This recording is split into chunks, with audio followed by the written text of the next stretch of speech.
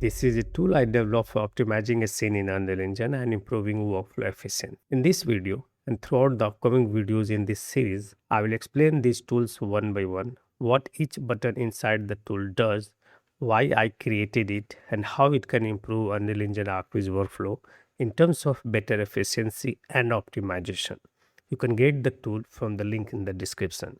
So now, without further ado, let's get into the video. As you can see here, this is the interface of the tool. And this whole tool consists of 70 different buttons, which does a specific task for a specific purpose. I will go ahead and explain every button as much as possible and at least every important button for optimizing and making our workflow as efficient as possible. So let's start with the first button here. This is called a reduced triangle. The category is reduced triangle and these two buttons are here, reduced to 50% and reduced to 25%. So let's go ahead. One point to be mentioned here is every static mesh I have disabled the Nanite for now. I can go ahead and enable the Nanite for all the static mesh later, but to demonstrate some of the feature of this button, we need to switch them off. So as of now, I have switched off the Nanite for all the static mesh. So to continue with this button, if I go ahead and hover our mouse, it says reduce the selected mesh triangle count by 50%. That means if I select the scene here in the scene, and if I go ahead and click on this button, the number of triangle of this mesh will be reduced. So earlier the number of triangle was 15,000 something. Now the triangle has been reduced to 7,800, right? In just a click. So if I had to do it manually, I have to just press Ctrl E, select the mesh, press Ctrl E.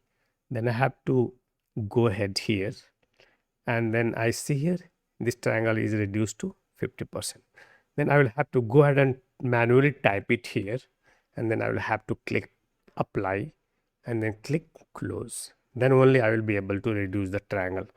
For an example, if I go ahead and press Ctrl E of this object, then I go here in the reduction, it's 100%, and I want to reduce the triangle to 50%. So I will go ahead, click on this, and this click apply. And as you can see, the triangle reduced from something around 300,000 to 156,000 triangle, and it's 50 for now. Just take an example for this another object. I select this object, right? And if I press Ctrl B, the number of triangle of this is 490k, and I just select the object in the scene and click on reduce 50.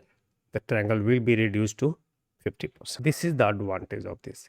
And if you want to reduce the triangle to 25%, select a mesh in the scene, click on 25, and the number of triangle will be reduced to 25. So if I go ahead and open this mesh now and see here, it's 50.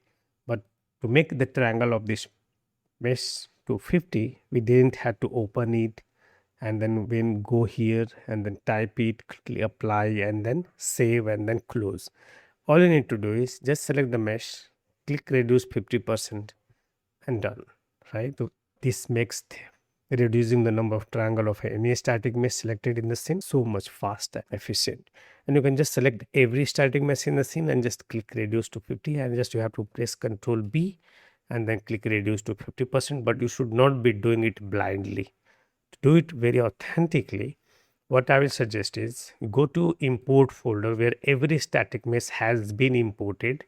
Then click on a static mesh, then go here and then change this to column, then right click on this and switch this to none, and then click on material, triangle, LOD and Nanite enabled.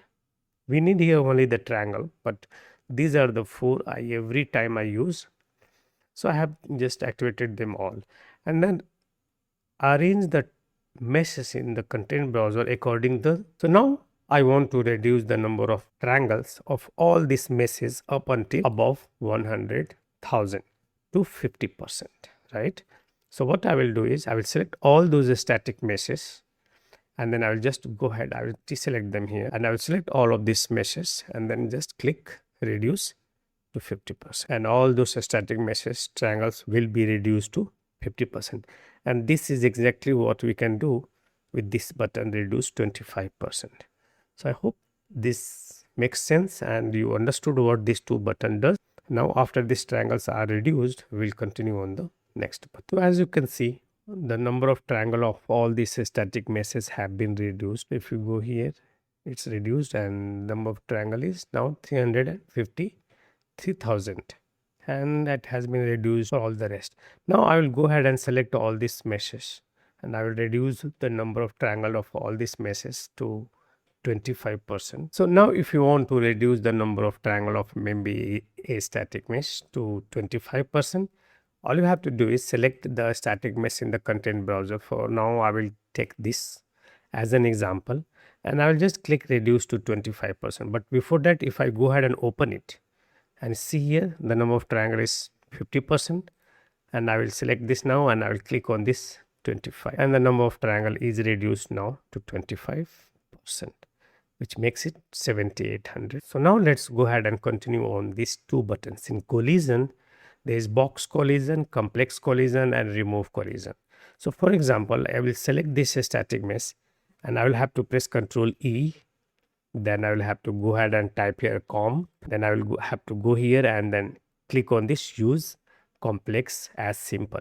If I go ahead and open this static mesh for now and then click comp, so type comp, I will have to go ahead and click on this use complex as simple, right? But because of these two buttons, it's very easy and fast. So I will just select the static mesh in the scene and I will click complex collision. That's it. I will go ahead, activate it now. If I see this, it's already a complex collision. If I go ahead and press Ctrl E, comp, it's not collision. I will go ahead, select this static mesh, click on this button, boom. And now you will see here comp. So any object where I want a complex collision, for an example, this, maybe these objects, I want a complex collision. So I'll have to select them in the viewport and just go ahead and click on complex collision, activated for all of them. Suppose you want to remove the complex collision, you have to go ahead and click on this and complex collision will be removed. If you remember, we have enabled complex collision, but now if I go ahead and see here, it's not the complex collision enabled in just a click and removed in a click. So if I just clicked it, type comp here. If I go ahead and select this, click remove and open it, comp score. So you can imagine now, while you are working, anytime you need the complex collision to be enabled or box collision to be enabled. For this, I want the box collision to be enabled. So if I go ahead and click play, and if I go, I can pass through this table. Now I will just select this table and click box, and I cannot pass it through it anymore. If you have been enabling, disabling box collision and complex collision, you can imagine how much fast these three buttons makes to create collision and remove collision. And I will highly suggest, do not enable box collision on every object and do not enable complex collision on every object. Think accordingly. Think on what object you should be enabling complex collision, like this flower what, which is a complex object. Sometime the structure, you need to enable complex collision, and for something like this chair, table or anything small like this, you can just go along with the box collision.